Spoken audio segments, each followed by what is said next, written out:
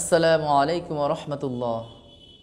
নাহমাদুহু ওয়া নুসাল্লি আলা রাসূলিহিল কারীম, আম্মা বা'দ। ফাআউযু বিল্লাহি মিনাশ শাইতানির রাজীম। বিসমিল্লাহির রাহমানির রাহিম। ইয়া আইয়ুহান নাসু যকুরু নি'মাতাল্লাহি আলাইকুম হাল মিন খালিকিন গায়রুল্লাহি ইয়ারযুকুকুম মিনাস সামাই ওয়াল আরদ লা ইলাহা ইল্লাহু ফাআন্না তুফাকুন। আলহামদুলিল্লাহ। আজকের আলোচনার আলোচ্য বিষয় হবে শীতকালের বরকতময় সময়ে আমরা কিভাবে কাটাবো এই সম্পর্কে। আমরা কিভাবে কাটাই আর আল্লাহ রসুল সাল্লাল্লাহু আলাইহি সাল্লামের সাহাবে আজমানগণ কিভাবে কাটাতেন সে সম্পর্কে। আজ শীতকাল আমরা বিভিন্ন লোক বিভিন্নভাবে কাটাই। কেউ কাটায় শীতের রেসিপি নিয়ে ব্যস্ত, শীতকাল আসলে আমরা কি কি খাবার খাবো এটা নিয়ে। কেউ আছে শীতকালে তাদের শরীর চর্চা রূপচর্চা কিভাবে করবে সেটা নিয়ে। আবার কেউ আছে শীতের খেলাধুলা নিয়ে। আবার একই সময়ে কেউ আছে মহান আল্লাহ তাআলার সন্তুষ্ট করার উদ্দেশ্যে কিভাবে তাকে সন্তুষ্ট করা যায় সেই উদ্দেশ্য নিয়ে। আমরা দেখতে পাই আল্লাহ রসুল সাল্লাল্লাহু আলাইহি ওয়াসাল্লাম সাহাবীগণ শীতকালকে কেমন গনিমত হিসেবে গ্রহণ করেছেন। আল্লাহ রসুল সাল্লাল্লাহু আলাইহি ওয়াসাল্লামের সাহাবী হযরত আব্দুল ইবনে মাসউদ রাদিয়াল্লাহু আনহু বলেন, মারহাবান বিশীতা তানজিলু ফীহিল বারাকা ওয়া ইয়াকুলু ফিল লাইলুল কিয়াম ওয়া ইয়াকসুরু ফীহিন নাহারুল সিয়াম।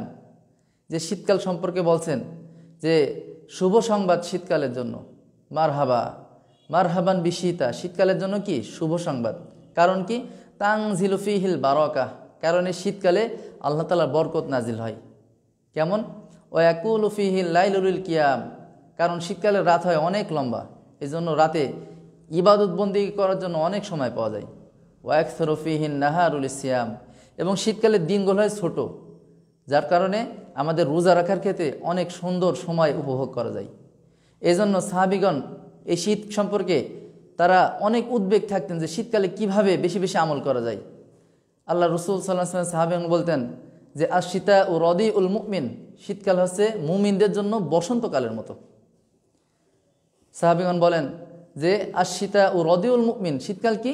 শীতকাল হচ্ছে একটা বসন্তকালের মতো। যেমন বসন্তের সময় প্রকৃতি কত সুন্দরভাবে সজ্জিত হয়, তদ্রূপ একটা মুমিন সে শীতকালকে তার আমল দ্বারা সুন্দরভাবে গোছাবে তার জীবন। এই জন্য আল্লাহ রসুল সাল্লাল্লাহু আলাইহি ওয়াসাল্লাম সাহাবী হযরত আবু হুরায়রা রাদিয়াল্লাহু আনহু বলেন যে আলা আদুল্লুকুম আলাল গানিমাতিল বারিদা, আমি কি তোমাদেরকে বড় গনিমত সম্পর্কে বলবো? বলেন সেটা কি? সেটা হচ্ছে আসিয়ামু ফি শীতা, সেটা হচ্ছে শীতকালের রোজা। এজন্য শীতকাল একটা এত মোক্ষম সময় যে শীতকালে মানুষ রাতে অনেক লম্বা সময় পায়, যাতে সে নিজের আমলকে সুন্দরভাবে করার জন্য কিছুক্ষণ ঘুমায়, তারপরে উঠে পড়লো ঘুমের থেকে, উঠে সে তাহাজ্জুদে আল্লাহ তাআলার দরবারে দাঁড়িয়ে গেল এবং তাহাজ্জুদ পড়লো, জিকির আজকার করলো, মোনাজাত করলো, আল্লাহ তাআলার কাছে দোয়া কান্নাকাটি রোনাজারি করলো। এদিকে দিনের বেলা ছোট, এদিকে সে দিনের বেলা নফল সিয়াম রেখে তার দিনকে সুন্দরভাবে আল্লাহ তাআলা ইবাদতে মশগুল রাখতে পারলো। এই জন্য শীতকাল আমাদের কাছে অনেক মোক্ষম একটা সময়। এই জন্য আমরা দেখতে পাই শীতকালে আমরা বিভিন্ন মানুষ বিভিন্নভাবে শীতকালের সময়টাকে কাটাই। অথচ শীতকাল যে এত বড় একটা গনিমত, যারা আল্লাহ রসুল সাল্লাল্লাহু আলাইহি ওয়াসাল্লামের সান্নিধ্য পেয়েছেন এবং যারা আল্লাহ তাআলাকে সন্তুষ্ট করতে পেরেছেন, তাদের আমলের কি অবস্থা আর আমাদের আমলের কি অবস্থা।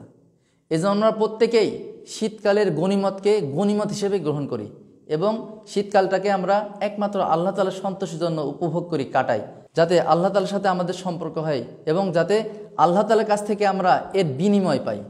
এই জন্য আমরা প্রত্যেকেই আসি শীতকালটাকে আমাদের আমল দ্বারা সুন্দরভাবে গঠিত করি। আমি যে কথাগুলো বললাম, আল্লাহ তাআলা আমাকে এবং আপনাদের সকলকে বেশি বেশি শীতকালে আমল করার তৌফিক দান করুন।